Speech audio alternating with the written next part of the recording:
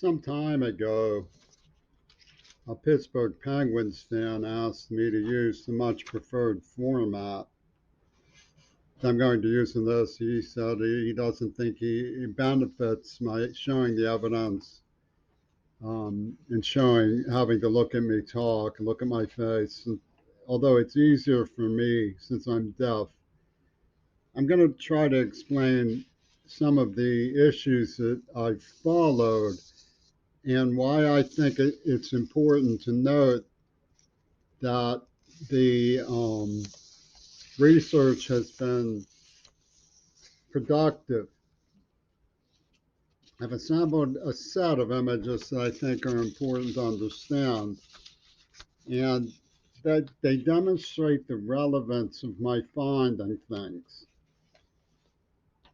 Because I began to detect the pattern, and so I became wary enough to look for what was going on. Sequentially, I followed this one first.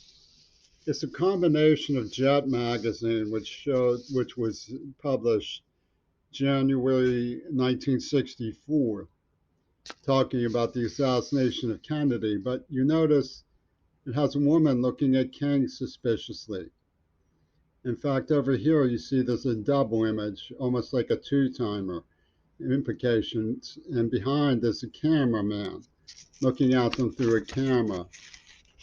And King is bisected by a line very similar to the line that bisects Kennedy in the January 1964 issue of the Humanist, which was their first issue. Had an article by Robert Anton Wilson, strangely enough. I noticed that his head is darkened with as though it's been gashed open where Kennedy was shot. And these lines, these strange lines in the album Revolver, suggest a concurrent semiotic.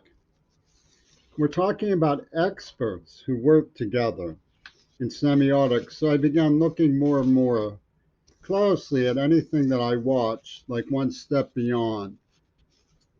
If the president of the United States came here, this guy is saying he doesn't have a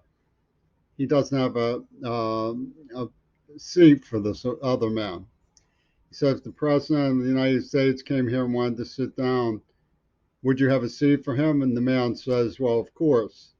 Well, he replies, well, I guarantee you he won't be here. So, and notice the posture.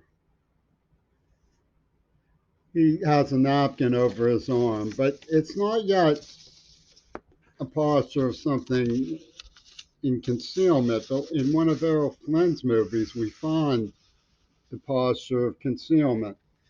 And this had already made me alarmed enough to record these images when I discovered this image from behind the fence in the grassy knoll where Kennedy is widely suspected to have been shot from. Notice the coat over his arm in an identical manner to Errol Flynn. You see, these were experts in semiotic assembly. I have presented many times that the goal of the Green Party isn't actually equity. It's justifying targeting. You see, they have a black woman named Gail, which is the name they chose for the script. Gay ill Carolyn Burston, gay illness, Christmas Carolyn bombs Burston was clocked to the AIDS attack in an operation that's chillingly like church ill. And yet they deny the whole thing. They deny the semiotics, but the semiotics are very clearly prior rehearsed by police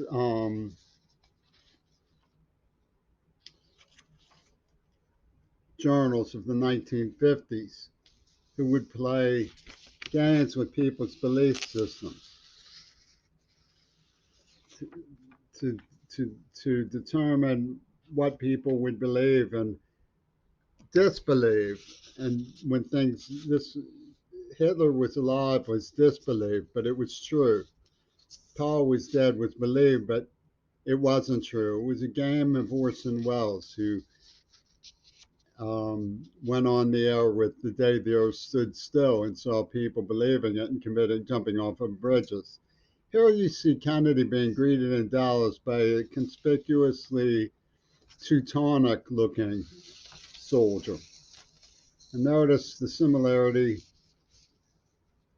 to J. Edgar Hoover. See, when I show a discrete segment of the panel of images, what I'm trying to do is show cause in the developments of my behind my that my find the developments my findings lead to. For example, I was told I was cherry picking when I said the rather us with the US over the swastika was suspicious. But what I found was when I looked at that image very closely, frame by frame, it's on the reel of the film, but it goes by too quickly to see it. It materializes into a picture of Reagan sitting right here next to the US over the swastika with the bust of Hitler and none other than Errol Flynn, the man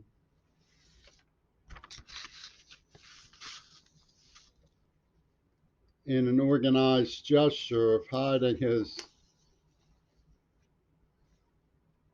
um, appearing to be hiding a weapon in a manner that's consistent with, it turns out, um, an image taken from behind the grassy knoll. Many of the images that I've come across are suspicious in this way and implicate a strange internal intelligence system that developed in the 1950s and played out with such things as anthrax and monkeypox. And we know who these people are. We see them every day. They're accorded credibility as artists. But if you want to see the sort of thing that I'm looking for, I look for things that are sort of notable as semiotics and try to record them for evaluation. This is in the Reagan film, Storm Warning. And this one is in Bogart's Casablanca with Ingrid Bergman, who was an actress that worked with Joseph Goebbels. To understand what it is the archetype system thinks they're doing, the hybrid maniacs, or the Beatles, of course, have a sort of, they're the original hybrid warriors. But if you want to see ultimately where it leads, I can show you some of the images that I'll go through in context in some of my future um, exhibits. But, or have gone through in the past in some of my past exhibits, like the Israeli community's involvement in revenge genocide, pornographic genocide. This is the Japanese pornography company's symbol. I was led to it because they gassed me as a child in a place called King's Estate. But the theory of archetypes comes from Alexander Dugin and Tamo de Jong. It means that people look for things that they identify with and give their lives for what they identify with. So it's just an arc. And so Queen Elizabeth's cousin Richard was represented at both fakes. The fake of Reagan being shot, his attorneys had me there. The fake of Lennon being shot, his attorneys scripted me there. The same attorneys are working for Queen Elizabeth's cousin Richard. So you have the idea of a double fantasy, an archetype system that allows what Bush considered a kinder, gentler genocide. Now, I'm not real good with this. As you know, I've taken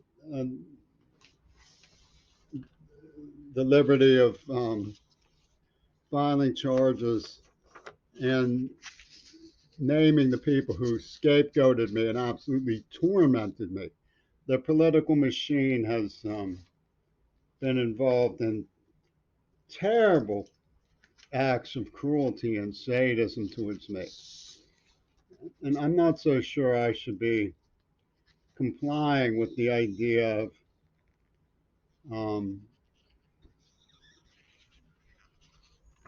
not presenting them the way that it's normal for me to present them so people can see me as I talk. But